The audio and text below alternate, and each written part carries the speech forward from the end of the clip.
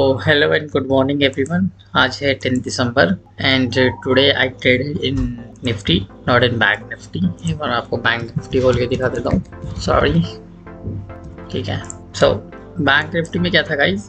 Bank Nifty एक अपना ना Bank Nifty के पास सपोर्ट पॉइंट काफ़ी थी, तो उसमें ना मुझे कुछ खास ट्रेड मिल नहीं रहा था. जैसा कि आप देख सकते हैं ये कुछ ज़्यादा खास पॉइंट्स नहीं थे. अगर यहाँ कहीं भी अराउंड में एंट्री लेता तो 160-50 मिनट इतना ही कुछ हो रहा था. तो कुछ खास मैंने सोचा जब इतने कम पॉइंट ही करना है तो रेदर बैंक निफ्टी हम निफ्टी में देख लेते हैं.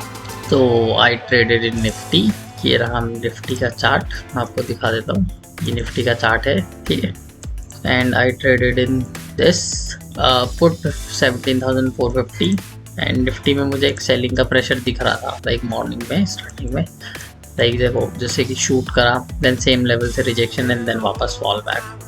ठीक है, तो I entered somewhere around here. मैंने यहाँ पे एंट्री ली, ये अपना इस जगह पे यहाँ कहीं मैंने एंट्री ली. ठीक है, स्टॉप लॉस मैंने यहाँ हाई का डाला and then I start my trade. तो मेरा जो टारगेट था वो यहाँ तक का था. एटलीस्ट यहाँ तक तो एक्सपेक्टेड था मुझे कि यहाँ तक नहीं तो यहाँ तक तो आना ही चाहिए मार्केट को. लेकिन मार्केट आया एंड देन वापस ऊपर शूट कर गया. ठीक है, एंड वन मोर थिंग, आज मैंने पहले एक एंट्री ली, देन जब मार्केट यहाँ से रिवर्स करके यहाँ कहीं वापस रिवर्सल दे रहा था 5 मिनट टाइम फ्रेम पे. सो मैंने एक एंट्री और मतलब मैंने एक क्वांटिटी और ऐड कर यहाँ कहीं. सो अब हुआ क्या हुआ, ये कि मार्केट आया.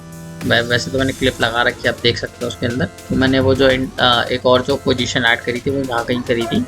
ठीक है, मार्केट वापस आया 136 140 गया, फिर मार्केट वापस फॉल बैक हो गया. तो अब मैंने क्या करा, मैंने मैनुअली इस लेवल पे मार्केट जब आया, मेरा स्टॉप लॉस यहाँ था कहीं 104 समथिंग अराउंड, मैं यहाँ कहीं अपना वो लगा रखा था एरिया. ठीक है, तो क्या हुआ, मार्केट जब यहाँ तक आया तो फिर जब उसने यहाँ से वापस सपोर्ट लिया तो मैंने फिर यहीं कहीं एग्जिट कर दी अपनी वो पोजीशन. एंड करंटली देखा जाए तो मार्केट एक कहाँ चल रहा है 127 इस मतलब इस पर्टिकुलर फुट में 127 पे चल रहा है. एंड मैंने 130 पे पहली पोजीशन मेरी यहाँ पे एंटर हुई थी 134. सेकंड मैंने एंट्री ली थी 115. सो यहाँ तो मैं प्रॉफिट में था, आप क्लिप में देख लेना. लेकिन ऑल दो आज मैंने लॉस ही बुक करा है 1200 रुपीज़ का. एंड कंटिन्यू आई थिंक जो 4-5 डेज से मुझे लॉस ही बुक हो रहा है.